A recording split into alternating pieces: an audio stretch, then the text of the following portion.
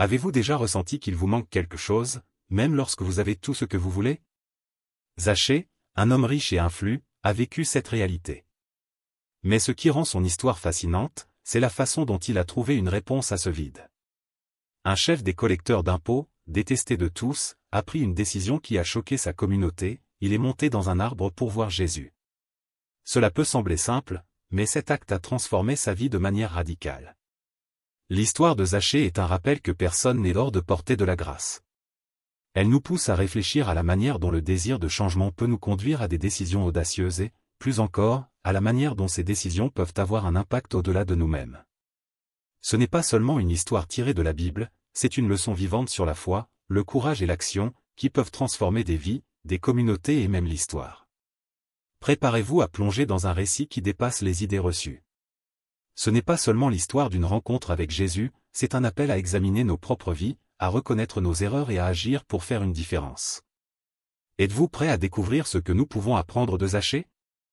La quête de Zachée. Zachée était une figure controversée. En tant que chef des collecteurs d'impôts, il avait pouvoir et richesse, mais, aux yeux de beaucoup, il était considéré comme un traître. Sa position le plaçait en conflit constant avec la communauté juive, qui le voyait comme un collaborateur de l'oppresseur romain. Cependant, quelque chose dans son âme semblait insatisfait.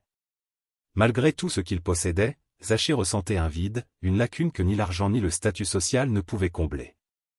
Et c'est dans ce contexte qu'il a commencé à chercher quelque chose de plus profond. Cette quête n'était pas seulement une curiosité passagère, mais un besoin urgent. Zachée avait entendu parler de Jésus, de ses paroles et de ses miracles, et cela a éveillé quelque chose en lui. Il est fascinant de constater que, souvent, ce sont les moments de vide qui nous poussent à chercher des réponses dans la Bible et dans la foi. Zachée a compris que la religion, plus que des rituels, offrait une opportunité de transformation. Et vous? Avez-vous déjà ressenti cet appel, ce désir de changement qui semble plus grand que tout? La quête de Zachée nous rappelle que la rédemption est pour tous, quel que soit le passé ou la réputation. Il aurait pu se résigner, mais il a choisi de suivre ce que son âme réclamait. Cependant, cette quête a exigé du courage et une décision audacieuse qui allait changer son histoire. Et ainsi, il a fait quelque chose que personne n'attendait, il est monté dans un sycomore, démontrant sa détermination à trouver une véritable transformation. Une action audacieuse. La décision de Zachée de monter dans un sycomore n'était pas seulement inhabituelle, elle était révolutionnaire. Imaginez la scène, un homme riche, chef des collecteurs d'impôts, grimpant à un arbre en public.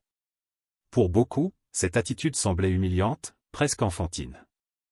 Mais, pour Zachée, c'était un geste de détermination et d'humilité. Il était prêt à mettre de côté sa réputation pour apercevoir Jésus, celui dont il avait tant entendu parler. Cette attitude nous enseigne quelque chose de profond, parfois, il faut briser nos propres barrières pour atteindre ce que nous recherchons. Combien de fois laissons-nous l'orgueil ou la peur du jugement nous empêcher de franchir la prochaine étape? Zachée ne s'est pas soucié des regards, il était concentré sur son objectif. Et c'est ainsi que nous devrions agir lorsque nous ressentons l'appel de Dieu. Cela peut être aussi simple qu'ouvrir la Bible ou aussi difficile que prendre une décision que nous savons juste, mais compliquée. Grimper à cet arbre symbolisait la disposition de Zachée à rechercher une transformation. Ce fut un moment qui changea le cours de sa vie, car cela le plaça exactement là où il devait être pour une rencontre avec Jésus. Et ne vous y trompez pas, cette scène n'était pas seulement pour voir, c'était pour être vu. Et, comme nous le verrons ensuite, Jésus n'a pas seulement remarqué Zachée, mais l'a appelé par son nom, changeant tout de manière inattendue. Un appel inattendu. Imaginez le moment où Jésus regarde directement Zachée, perché parmi les branches de cet arbre. Il ne s'est pas contenté de le voir, il l'a appelé par son nom, Zachée, descends vite, car aujourd'hui je dois rester chez toi. Pour un homme rejeté par la société, habitué au mépris et au regard désapprobateur, cet appel fut transformateur. Jésus ignora le jugement des autres et se concentra sur la personne, montrant que, pour lui, personne n'est hors de portée de la grâce. Ce geste de Jésus est un puissant exemple de la manière dont la foi et la compassion peuvent dépasser les barrières sociales. Il n'a pas seulement appelé Zachée, mais a également choisi de rester chez lui, quelque chose d'impensable pour la majorité. Après tout, qui voudrait s'associer à un collecteur d'impôts? Cependant, Jésus a vu au-delà des apparences. Et c'est exactement ce que le christianisme nous enseigne, ne pas juger par les erreurs du passé, mais faire place à la transformation que la foi peut apporter. L'appel de Zachée nous pousse à réfléchir, sommes-nous attentifs lorsque Jésus nous appelle? Parfois, l'invitation peut venir de manière inattendue, comme un message qui touche le cœur ou une situation qui nous oblige à réfléchir. Pour Zachée, cet appel a tout changé. Et c'est à partir de cette rencontre qu'il a commencé à prendre des mesures concrètes de changement, en commençant par un repentir sincère, comme nous le verrons ensuite. Un repentir sincère. Zachée n'a pas seulement entendu l'appel de Jésus, il y a répondu de manière profonde et concrète. Après leur rencontre, il a fait une déclaration publique de repentir qui a surpris tout le monde. « Seigneur, je donne la moitié de mes biens aux pauvres, et si j'ai extorqué quelqu'un, je rends le quadruple. » Cette attitude n'était pas seulement symbolique, mais une démonstration réelle de la manière dont la foi peut transformer une vie et toucher ceux qui nous entourent. L'engagement de Zachée est un exemple clair que le repentir sincère exige des actions. Il ne s'est pas contenté de reconnaître ses erreurs, il a pris des mesures pour réparer les torts qu'il avait causés. Cela nous pousse à réfléchir, comment gérons-nous nos propres fautes? Restituer et réparer sont des étapes difficiles, mais puissantes, qui non seulement réparent des relations, mais transforment aussi nos âmes. Ce geste nous enseigne que la vraie foi n'est pas passive, elle nous pousse vers la justice et la générosité.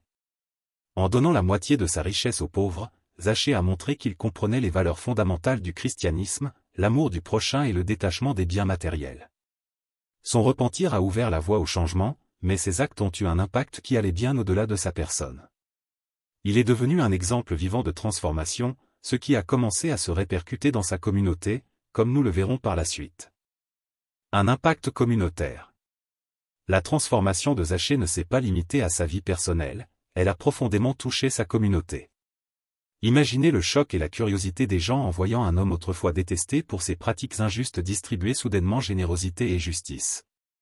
En restituant au quadruple ce qu'il avait pris à tort, Zachée n'a pas seulement réparé des dommages, mais a aussi restauré des relations. C'était comme s'il disait, « Je reconnais mes torts et je veux faire les choses différemment ». Cet impact reflète les valeurs fondamentales du christianisme, qui nous appellent à être une lumière là où nous sommes. Lorsqu'une personne permet à la foi de guider ses actions, cela influence inévitablement son environnement.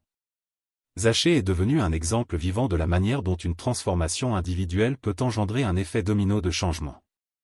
Sa générosité envers les pauvres et sa volonté de faire ce qui était juste ont montré que la Bible n'est pas seulement un livre de mots, mais un guide pratique pour une vie pleine de sens. L'exemple de Zachée nous pousse à réfléchir, comment nos actions reflètent-elles notre foi? Il nous rappelle que le véritable impact va au-delà de ce que nous faisons pour nous-mêmes, il s'agit de la manière dont nous influençons les autres. Son histoire est la preuve que l'Église, en tant que communauté, doit être un lieu où la transformation individuelle se traduit par un bien collectif. Zachée a changé son histoire et celle de sa communauté, et tout cela a commencé par un désir sincère de voir Jésus. Et maintenant, après avoir découvert l'histoire de Zachée, que ferez-vous de cet apprentissage? Sa transformation nous invite à réfléchir, sommes-nous prêts à agir avec courage pour rechercher un changement sincère? Zachée nous a montré que le véritable repentir va au-delà des mots, il exige des actions. Qu'il s'agisse de restituer ce que nous avons pris à tort ou d'être plus généreux, le message est clair, la foi transforme, mais elle demande aussi des actes. Alors, qu'est-ce qui vous empêche de faire le premier pas? Peut-être est-ce l'orgueil, la peur du jugement des autres, ou même le doute quant à votre acceptation. L'histoire de Zachée nous rappelle que Jésus ne s'intéresse pas à notre passé, mais à ce que nous choisissons de faire à partir de maintenant. Commencez par un geste simple, identifiez une personne que vous pouvez aider ou à qui vous devez demander pardon. C'est dans ces gestes que commence la transformation. Enfin, ne laissez pas ce savoir se perdre. Abonnez-vous à la chaîne, activez les notifications et continuez à explorer des histoires qui peuvent changer votre vie. Zachée nous a montré que la foi est un voyage d'audace, de repentir et d'impact. Et vous, quel sera votre prochain pas dans ce voyage? Le choix vous appartient et le moment est venu.